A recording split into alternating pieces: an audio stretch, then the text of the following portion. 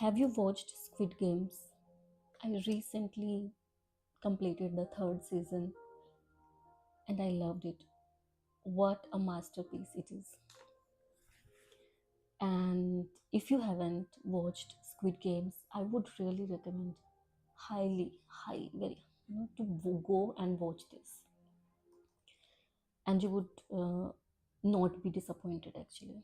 When the main player, the main character, player 456, its character arc, his journey, the way he moves through the season is so admirable. Um, and why Squid Games is so important for every light worker? Because player 456 portrayed a light worker. He portrayed us. And I want to show you how it was in his different emotions, how he dealt, and how why it is so similar to us light workers. Okay, are you ready? So so it will be a bit difficult for people to understand what I am saying if you have not watched the Squid Games, um but still listen to this and then go and watch it.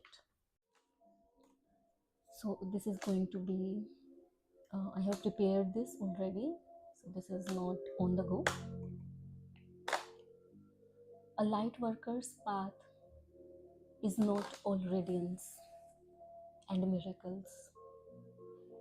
It is filled with fractures, moments of doubt, of anger, of unbearable tenderness that feels like weakness. To walk with light in a world designed for cruelty is to carry wounds that never fully close. Strangely, one of the clearest mirrors of this path is not a mystic or a saint, but a fictional man, player 456 from Squid Games. He is flawed, desperate, and trembling with contradictions. And yet, in his struggles, we can see the essence of what it means to be a light worker, trying to survive in a darkened world. First, the compassionate heart. Player 456 first instinct, even in the face of death, was to care for others. When rations were scarce, he shared his meal. When fear paralyzed the weak, he defended them. This is the first mark of the light worker, the heart that moves towards others instead of away from them. But here lies the paradox. In a system designed for brutality, compassion doesn't shield you, it makes you vulnerable. For every life player 456 touched with kindness, he carried an equal measure of grief when they were taken from him. Lightworkers know this wound. To feel deeply in a world that numbs itself is both a blessing and a curse. Compassion opens doors to connection, but it also leaves scars because not everyone will value the love you give, and yet, without it, you would not be yourself. Number two, the wounded child. Behind the warmth, player 456 carried the weight of a broken child, a gambler in debt, a father who could not provide, a son drowning in shame. Light workers often feel this too, the sense of not being enough, of stumbling in the very roles that matter most. The world sees the healer, the caretaker, the compassionate one, but behind that face is often a heart that aches for approval, safety, and forgiveness it never fully received. And here lies a deep truth. The desire to heal the world often begins with the unhealed child within us. That wound fuels the calling, but it also whispers in the moments of silence. You are not worthy. You are not ready. You are falling again. To walk as a light worker is to hear that voice daily and still choose to keep going. Third, the rebel soul. There comes a point when compassion alone is not enough, when the light worker sees injustice and cannot simply soothe the wounds. It demands rebellion. Player 456 could have boarded the plane, escaped into comfort, and disappeared with his winnings. Instead, he turned back. He chose to confront the system itself, to challenge the architects of cruelty. This is the rebel soul of light worker, the refusal to stay silent, the insistence that the world can be different. But rebellion carries its own cost. It alienates, it endangers, it strips away comfort and safety. To defy the system is to stand almost entirely alone, misunderstood by those you are fighting for, and hunted by those you are fighting against.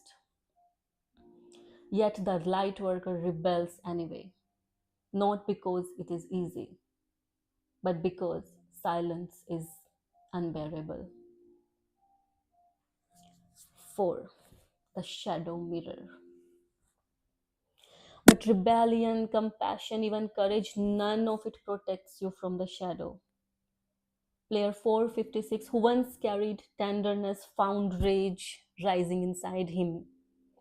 He manipulated, he lashed out, he walked edges where his humanity almost dissolved. This is another mirror for a light worker. When you walk in the light long enough, you inevitably encounter your shadows. The anger, the despair, the exhaustion of giving too much. You see in yourself the very cruelty you resist. This moment terrifies most light workers. What if I am no different than those I oppose? What if the darkness has already seeped in me? But the shadow is not an enemy, it is a teacher. It reveals the limits of purity, the necessity of boundaries, the place where healing must happen. Without facing the shadow, the light worker risks becoming hollow, burnt out, or bitter. Player 456 shows us that shadow will come. The question is, will we let it destroy us or integrate it into our growth? 5. The sacrifice. And yet, at the heart of Ji-hoon's journey, player 456 journey, one truth emerges. The light worker's greatest strength is not in winning, but in giving. When faced with the chance to claim victory, he chose instead to step back. He chose to place humanity above triumph, compassion above survival, and love above fear. This is the essence of a light worker's path, to give even when it costs everything, to love even when the world calls you naive, to bleed and yet still open your heart the next day. Sacrifice is not weakness, it is the highest form of power. Because what endures after death, after failure, after humiliation is not the record of what you conquered, but the memory of what you gave. So, what does player 456 teach us about light work? That compassion wounds, but it is the only way to connect.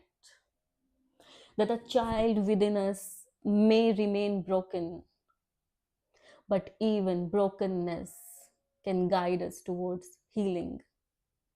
The rebellion is dangerous, but silence is far worse. That shadow will always haunt us, but they carry lessons no light can reveal. And finally, that sacrifice is not the end of our story. It is the echo of light carried forward in every soul touched by your presence. The light worker's path is not about perfection, it is about being human, flawed, aching, rising, falling, and still daring again and again to, to carry the flame in dark.